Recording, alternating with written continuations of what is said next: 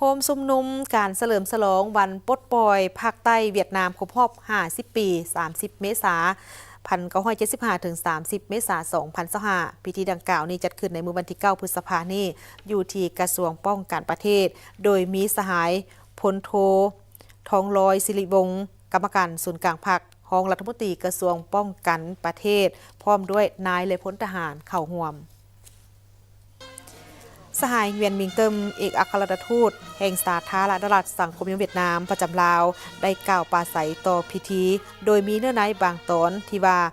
การปลดปล่อยภาคใต้เวียดนามทอนโฮมประเทศชาติเป็นเอกภาพแม่นบรรดาขีดหมายอันสง่าราศีที่สุดในประวัติศาสตร์แห่งการสร้างสาและปกปักรักษาประเทศชาติเป็นขีดหมาย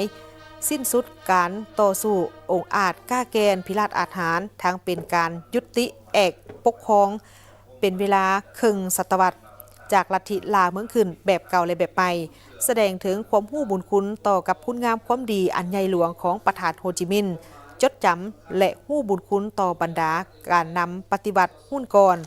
บรรดานักรบวีรชนเสียสละชีวิตเพื่อชาติแม่เวียดนามวีรชนนักวีรชนกำลังประกอบอาวุธบรรดาทหารเจ็บป่วยครอบครัวผู้ที่มีคุณงามความดีต่อกับการปฏิบัติก็คือชาวเวียดนามที่อาศัยอยู่ต่างประเทศที่ได้อุทิศส่วนตัวและเสียสละชีวิตเพื่อภารกิจของการปลดปล่อยภาคใต้เวียดนามได้อย่างสมบูรณ์ท่อนโฮมประเทศชาติเป็นเอกราชขอบใจอย่างจริงใจต่อกับการสนับสนุนการช่วยเหลืออันใหญ่หลวงจากเพื่อนมิตรสากลบรรดากำลังก้าวหน้าและประชาชน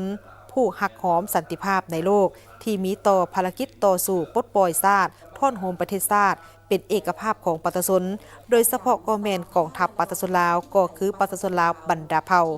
สหายเหวียนมิงเติมยังได้ย่ำตื่มอีกว่าถึงเดือนปีจะผ่านพ้นไปแต่ไสยชนะของประชาชนเวียดนามจะจดจำเข้าไว้ในประวัติศาสตร์ของชาติเวียดนามตลอดไปคือดังสัญลักษณ์อันที่ใส่แจ้งของลัทธิวีรชนปฏิวัติแม่นไสยชนะของความชอบธรรมไสยชนะของคุณธาตุภูมิปัญญาของเวียดนามน้ำใจหักชาติอันเต็มเปี่ยมความคาดหวังมีเอกราชเสรีภาพและท่อนโฮมประเทศชาติเป็นเอกภาพด้วยสัจธรรม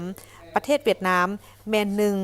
ชาติเวียดนามแม่นหนึ่งเป็นขีดหมายยั่งยืนทั่วภาคทั่วปวงชนทั่วกองทัพเวียดนามได้มีการปฏิบัติความปรารถนา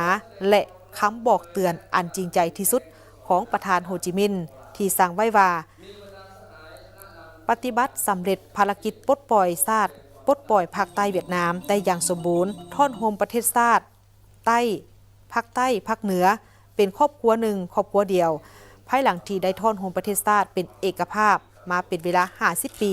และเกือบ40 ปีแห่งการปฏิบัติภารกิจเปลี่ยนแปลงใหม่ประเทศเวียดนามได้ผ่านความยุ่งยากสิ่งทดสอบนานาประการและสร้างบรรดาผลงานที่ยิ่งใหญ่มีความหมายสำคัญทางประวัติศาสตร์สร้างสาภารกิจอันใหญ่หลวงกำลังบ่มซ่อนที่ตั้งและอิทธิพลชื่อเสียงสากลของทุกวันนี้